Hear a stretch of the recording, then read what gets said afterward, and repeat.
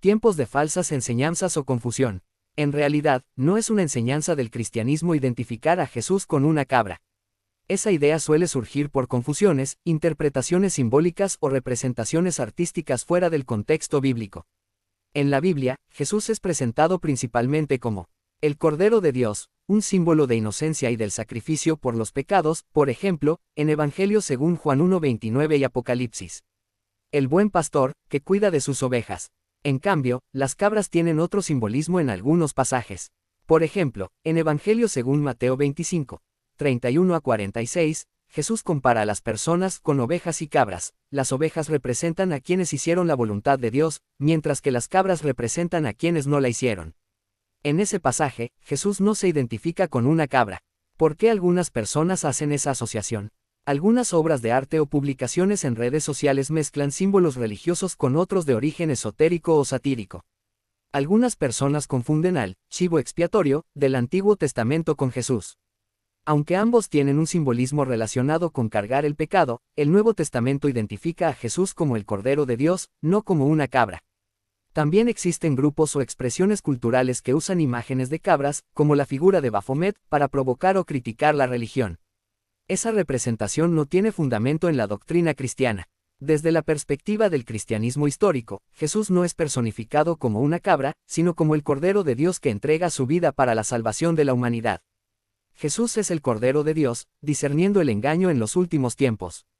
El siguiente día vio Juan a Jesús que venía a él, y dijo: He aquí el Cordero de Dios, que quita el pecado del mundo. Juan 1:29. Amados hermanos, vivimos en una generación donde la verdad de Dios es constantemente cuestionada. Nunca antes la información había viajado tan rápido como hoy. En cuestión de segundos podemos ver miles de imágenes, escuchar cientos de opiniones y recibir enseñanzas de personas que ni siquiera conocemos. Pero la pregunta no es ¿qué dice Internet? La pregunta es, ¿qué dice Dios?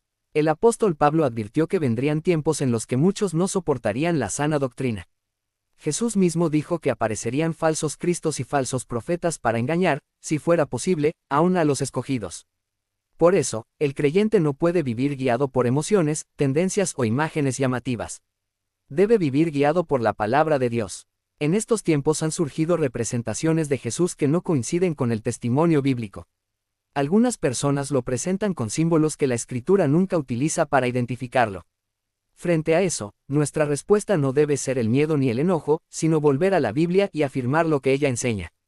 Dios escogió el símbolo del Cordero. Cuando Juan el Bautista vio venir a Jesús, no dijo: He aquí un gran maestro, ni He aquí un gran profeta. Declaró: He aquí el Cordero de Dios. No fue una expresión improvisada. Dios había preparado ese símbolo durante siglos. Desde la primera Pascua, cuando un cordero era sacrificado y su sangre protegía al pueblo, hasta las profecías sobre el siervo sufriente llevado como cordero al matadero, todo apuntaba a Cristo. El cordero representa inocencia, pureza, obediencia y sacrificio. Jesús cumplió perfectamente ese propósito al entregar su vida por la humanidad.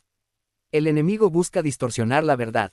La Biblia enseña que Satanás es padre de mentira. Su estrategia no siempre consiste en negar completamente la verdad, muchas veces consiste en deformarla. Desde el jardín del Edén no dijo simplemente: Dios no existe. Preguntó: ¿con qué Dios os ha dicho? Introdujo la duda y alteró el mensaje. Hoy esa estrategia continúa. Cuando se cambian los símbolos, cuando se altera el significado de Cristo o se reemplaza la enseñanza bíblica por ideas humanas, el creyente necesita discernimiento. Esto no significa que toda imagen o representación tenga un propósito malintencionado. Sin embargo, sí significa que ninguna representación debe tener más autoridad que la palabra de Dios. Nuestra fe descansa en lo que Dios reveló, no en lo que circula en las redes sociales. El discernimiento espiritual. El cristiano madura cuando aprende a examinar todo según las Escrituras. No debemos aceptar una enseñanza porque tenga millones de reproducciones, porque sea popular o porque quien la presenta hable con seguridad. La autoridad está en la Biblia.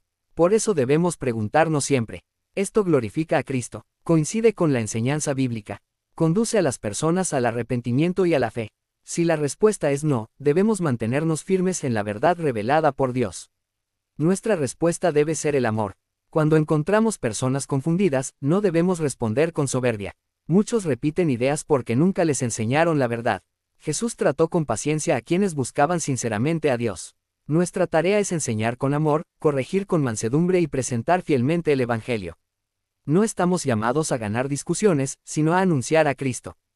Permanecer firmes en Cristo. Los tiempos cambiarán, las modas cambiarán, las filosofías cambiarán, pero Jesucristo sigue siendo el mismo ayer, hoy y por los siglos.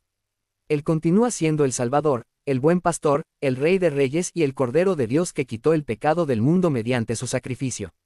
Quien permanece en su palabra no será llevado por todo viento de doctrina. Conclusión. Hermanos, no tengamos temor frente al engaño. Tengamos un compromiso más profundo con la verdad. Leamos la Biblia. Oremos. Pidamos al Espíritu Santo discernimiento. Enseñemos a nuestros hijos y a quienes nos rodean a conocer personalmente a Cristo. No permitamos que las voces del mundo sean más fuertes que la voz de Dios. Aferrémonos al Evangelio, porque en él hay vida, esperanza y salvación.